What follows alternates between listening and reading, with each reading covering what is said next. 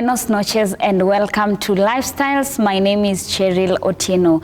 Our today's style, we're going to talk about patient care. We have a nurse with us and he is the best person to handle this particular tile. You're welcome. Kindly introduce yourself to our viewers. I'm Geoffrey. You can call me Jeff.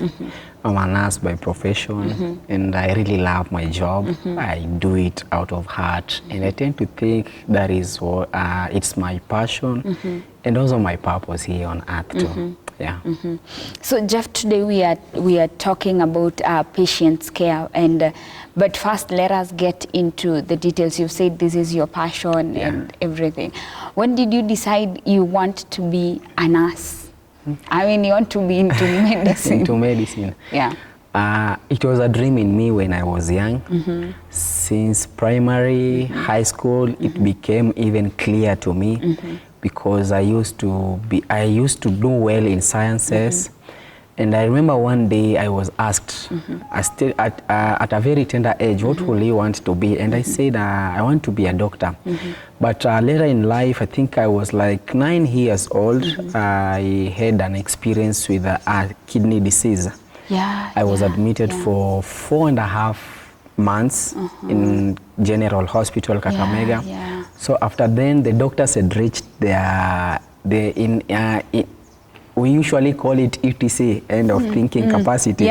So the doctor had reached to ETC. So they had decided that I go back home because they've done what they call, but my condition was still deteriorating. So I don't know what happened. I think to some extent I think it is a God's miracle. I came out of that a day after the doctor had decided that I go home.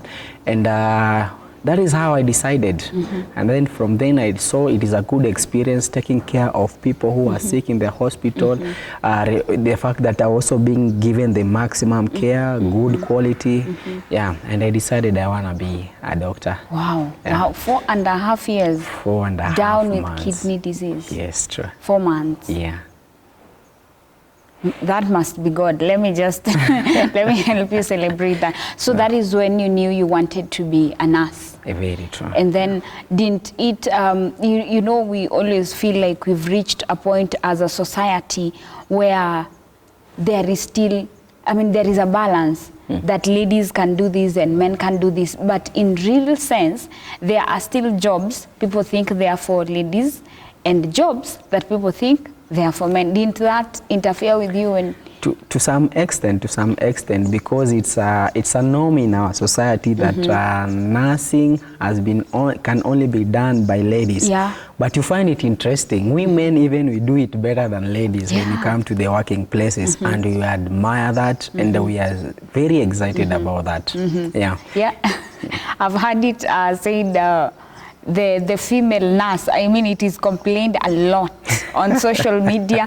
Everyone, they're saying, I prefer a male nurse to how does that make you feel now? That is, it's your passion. But regardless of gender, I tend to think it's passion. Because if you do something out of your heart, you tend to do it better and good, because it's your passion. It's beyond a career, it's beyond a job, it's a purpose in you, and to some extent maybe that is the reason why you're living here on earth, just to provide essential care as much as health is concerned. So when you attend to a patient, you give your best from the heart. Thank you. So Jeff, I'd like us to go into our today's style. As a nurse, where does your job begin? A patient has come to the hospital. Maybe they've seen there is consultation, and then they go for lab test, and then there is the diagnosis. Then where do you, as a nurse, take from? Something interesting here in Kenya, most of the things is being done by nurses. The other day, the Sakaja, governor to Nairobi, he said that nurses have been left to be like a donkey of a hospital. We do a quite number of things. You'll find nurses making bed, you'll find nurses mopping the hospital, you'll find some to some extent, in rural places, in dispensary, you'll find the nurses is the consultant, is the doctor, is the lab tech. So to some extent, I don't think that there is a limit where nurses will come in. Anything, so long as the patient is at the health facility, that is where we pick it. And not even in the health facility, but even outside the facility, at home where I stay, at the roadside, you know, I can be brought to a law when I, as a nurse, a qualified nurse, ignore a patient at the roadside and he needs my help. So being a nurse, any place, anytime my service is needed. Provided there's a patient. Provided there's a patient. Your work begins right there. Right. But is there a limit when you're studying? Of course, there is a job description. Very true. Are you told this is where your job is supposed to begin? Now that we've seen there is abuse of nurses, and it is said that due to this abuse, this is why it is easier for a nurse to in turn abuse a patient. We will get into that. Yes. But is there a limit where you're told, I know maybe your call goes beyond the call of duty. It's the call of unconditional love. It's the call to be, you know, the best you can be as long as there is a patient. But are there boundaries? Yeah, of course they are. For an instant, we are not allowed to make or to rather to be part of the primary caregiver as far as the major surgery are concerned. We are there as a nurse but not as a surgeon. There are things like minor surgeries, those one we can do, circumcision, the small surgeries like the stitching of the wound. But apart from those, the rest thing I think we're in a position to do. It is within our scope. So it's okay to say you're part of the backbone in a health facility. Very true. Very true. Wow.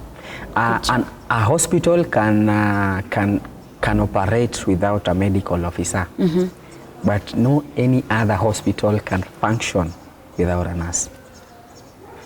That is why you find when doctors go on strike, hospitals still operating. But when nurses go on strike, they are usually closed. Everything is at a standstill. Very true. So I want to ask, what do you consider a proper health care for your patient?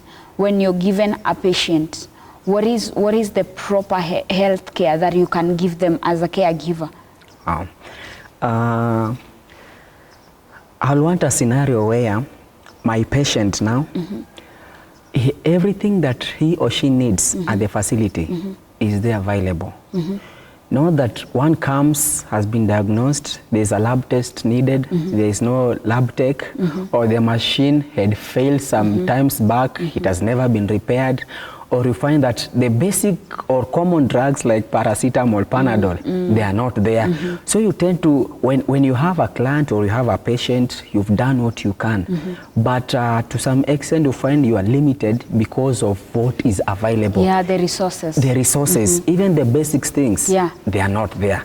So at times you get offended, you feel bad, and if the government has to ensure that patients receive good health care, we should start from the basics. Let us talk about a scenario where there is everything. There is everything. As I mean, you know, like let's say a teacher who wants to go to class. Yes. There is a standard they are expected to treat a patient, because there has been scenarios of patients abused by nurses. Very true. It is not a discrimination to what our caregivers are doing. Actually, opposite to that, they're doing a great job. Sure. But there have been scenarios, even captured scenarios, where the nurses would let a pregnant woman to crawl all the way to the maternity ward in the name of, we want the baby to come out. And if you've seen, I don't know if you saw that video, the baby actually died, and the mother also ended up dead after some time. So I would like to know what is the standard as a nurse with resources, maybe not enough, but available resources, what are the standard measures that you use to give the patient the care that they need? You know, like that scenario you've given out, you can find there is a lot of workload. For an instance, a health facility in a maternity ward, we are 2 nurses. And we have, at that ago, we have like 30 patients.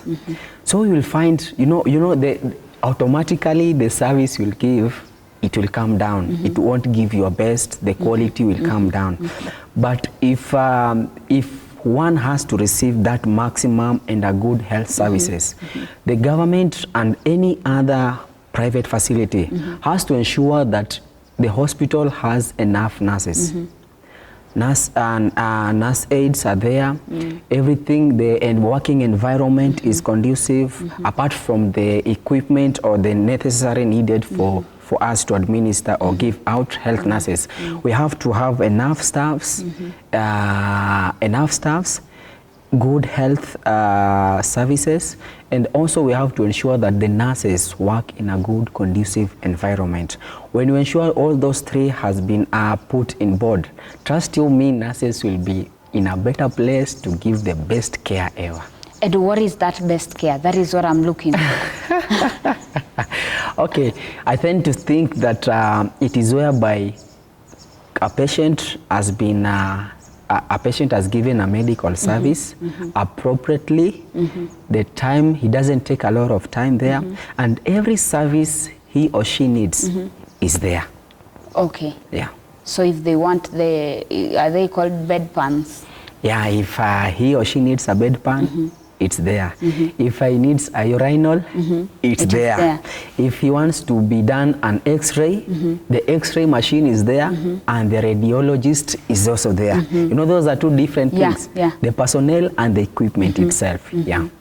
Okay, so I'm seeing we are taking a twist and a turn to our topic, but I love where this is going, because I want to ask about the verbal exchange that normally happens between nurses and patients. I mean, there is this joke that, I mean, it was, and they were asking, what is the worst you've ever had from a nurse? And then they said, nilikuwa natembea nikishika ukuta, and then the nurse told me, Spider-Man ukimaliza utoke kwa ukuta. I mean, you see something like, I mean, is that allowed?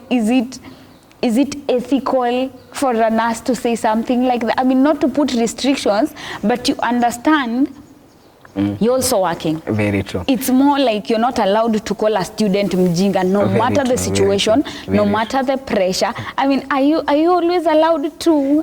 Not really. Actually, it's in nursing or in medicine per se, we have those things we call medical legal issues. We are governed by law. There are regulations that govern us in a facility, where, especially when we are at work. You can't just go there and talk anyhowly, handle anybody anyhowly, regardless of gender, regardless of occupation, regardless of who knows who or who, whichever way. We are professionals. That is the point. We are professionals. We've gone to school. We've been taught by the best lecturers here in Kenya, and we love our job. So to some extent, I tend to think that social media exaggerate things. Does it? Social media exaggerate things. Though, but we cannot ignore the fact that there are 2 or 3 people who tend to, But generally, nurses are the best people you can ever meet. They are kind. There is some meme that goes around, or goes around, that says, if you need the nice partner in marriage, pray for a nurse. Does it work? Very true. They are kind. Okay, let's talk about your working hours now that you're back into nursing. Your working hours. Do you work for 8 hours? I mean, is it 80 hours a week for nurses too, like it is for surgeons? What are your working hours? To some extent, here in Kenya, we don't really consider time. For an instant, For example, I'm working in a private facility where I do 13 or 12 hours in a day. I report at work at 7 in the morning, then my shift ends at 7. You get the point? But when it comes to a public facility, it is usually 6.5 hours there. A shift starts from 7:30, by 12:30 another person come. But in night duty, even in a public facility, you find that you'll have to do a 12 or 13 hours. You report at 6:30 p.m. and leave at the facility at 7:30 p.m. So to some extent, I don't think, professionalism, in professional way, you should not work beyond 8 hours in a day. Even in your field? Even in my field. Because when you overstretch yourself, you'll find making up some simple mistake which can cost somebody's life. And that is when you find that nurses are exhausted. That is when you find that there is a long queue in the hospital, many patients are in the ward, but I'm one nurse there or two, we're exhausted, we have worked for so many hours. Now you are so exhausted. That is when you find such kind of scenarios now coming up to be. There is burnout. Burnout. So I don't care what comes out of my mouth. Very true. So if we can limit, we can actually increase the patient care in the hospital. Very true. And I'm hearing you saying a lot about nurses being limited as far as the care they are giving to patients is concerned, because of the resources. So if there can be enough, what are some of these resources? I mean, what is it that if can be available? I know it cannot, especially in our public hospitals. Very true. Just like our public schools, you know, the students, the classes, the what have you. So what are some of the resources that are needed? I mean, so that we can ensure our caregivers, our medical caregivers do not end up to be the people who cause us not to really get to, because you realize you cannot be bad-mouthing me, and sometimes healing is also psychological. Very true. So you realize I am psychologically not even ready to get well. Why? Because of my caregiver. What are some of these resources? For an instant, I think it is 7 months ago,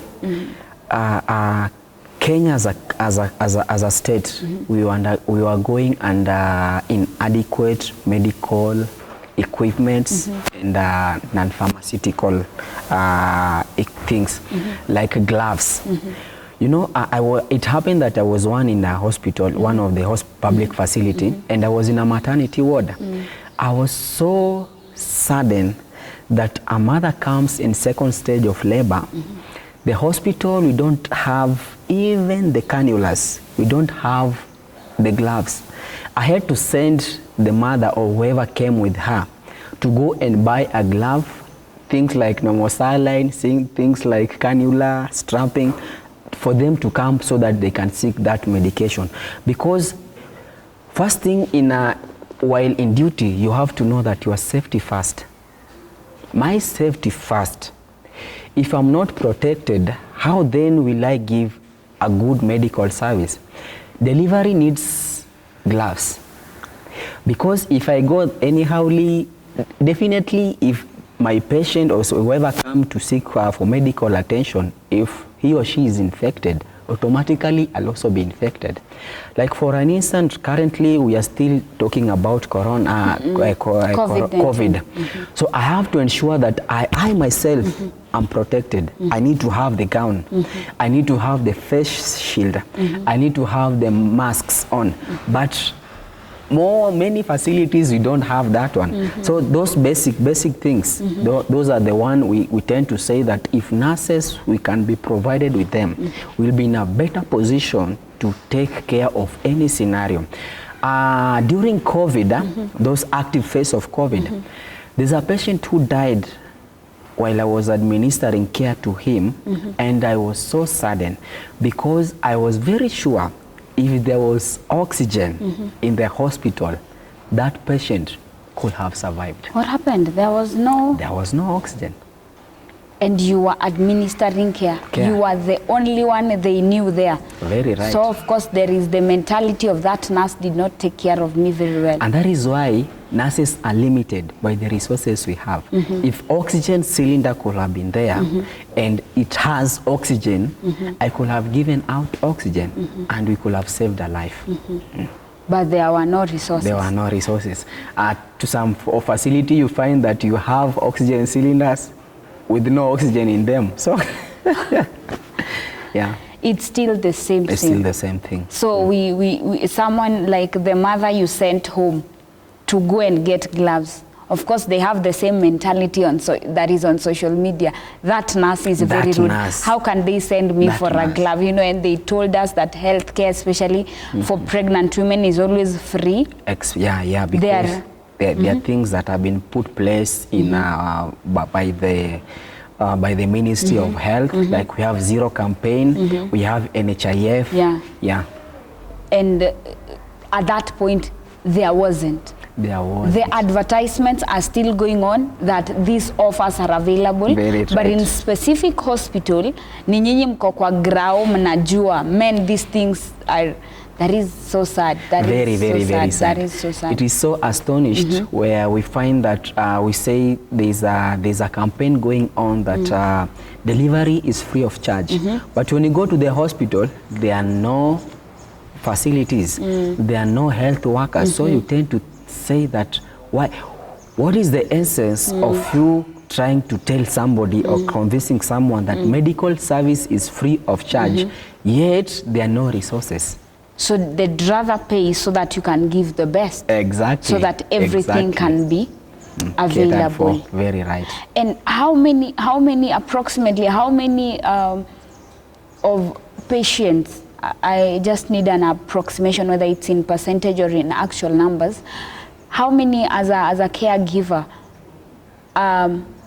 approximate for me the number of people who die, maybe even monthly, because of the lack of resources leading to improper health care in our hospitals? In a rate of 10, I'll really say 5 to 6. 5 to 6. 5 to 6. Who should not have died. Exactly. But they will, because whatever was the campaign that was being pushed and being launched has not really been effective in certain hospitals. Very true, very true. Because you'll find there are no medical equipment. If there is medical equipment, they are not functioning. If they are functioning, they are of low quality. And if they are there, you'll find that there are few health staffs there. What are some of the measures that whenever, because they always say, you know, if you're screaming to a dog about food, you'll always remain hungry. You know, you'd rather. What are some of the legal procedures or the procedures really that a patient in a certain hospital is supposed to take whenever they realize they are not given the care that they ought to be given, or the services that they've paid for? One thing we have to appreciate, and it is not done, especially here in Kenya, is that we haven't educated our citizens well, because the Constitution put it very clearly that every citizen of Kenya, regardless of where he comes from, regardless of the kind of the illness, no one should die because he was denied health services. No one.